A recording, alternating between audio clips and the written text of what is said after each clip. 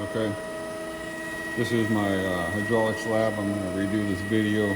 I'm actually going to submit both of them though. I went back through and I closed all the valves. Okay, when you close off this pressure reducing valve, it completely immobilizes the bottom cylinder. Okay, the top one will still work. This, in order to isolate that one, you turn this one all the way. Once you open this valve, approximately a turn and a half, it's about as open as it's going to get.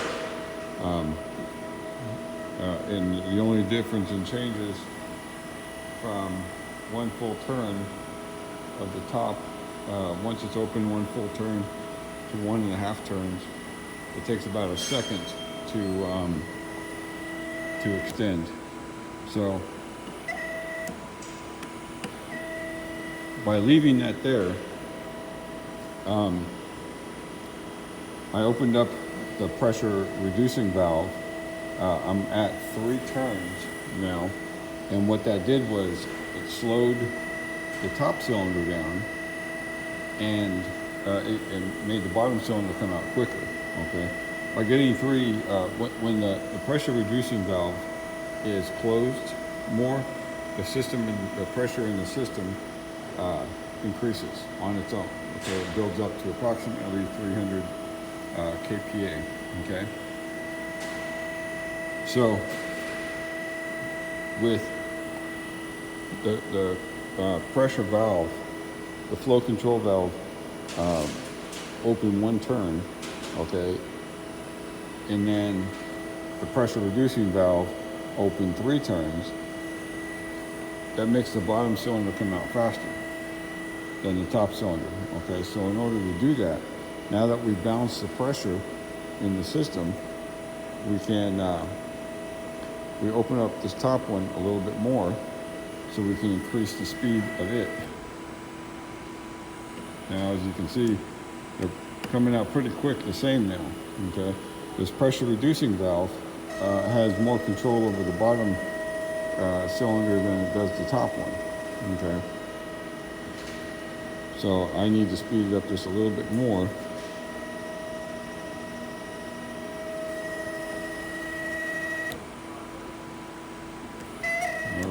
We're right about there. Close it just a touch. See, what it really does when you're doing that is it's not really pushing more pressure in. It's pushing the same amount of pressure in, but it's by adjusting the flow control for the extending, it limits how much pressure is being pushed out or how much fluid is being pushed out. So that's how you control the speed of a little bit too much. You control the speed by how fast or slow you allow the pressure to leave the cylinder, not by how fast it goes in. Still a little bit more. So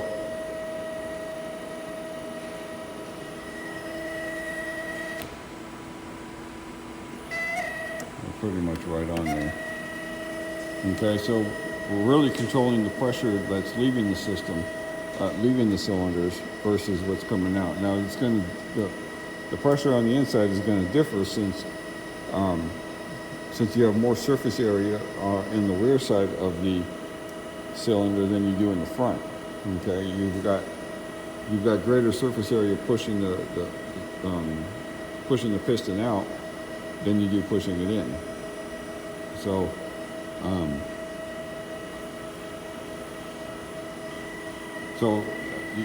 the pressure that's leaving the system is obviously going to be less.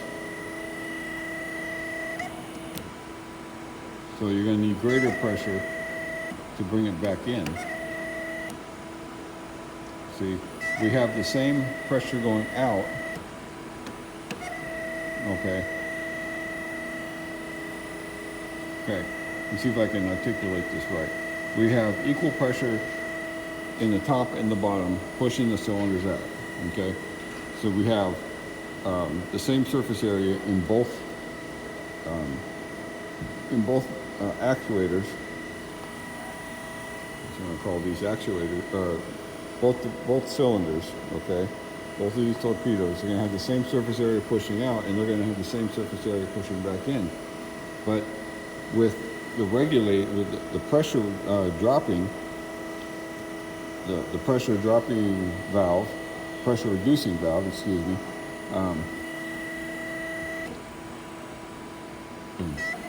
when the pressure reducing valve comes into play, you're controlling that pressure that's coming back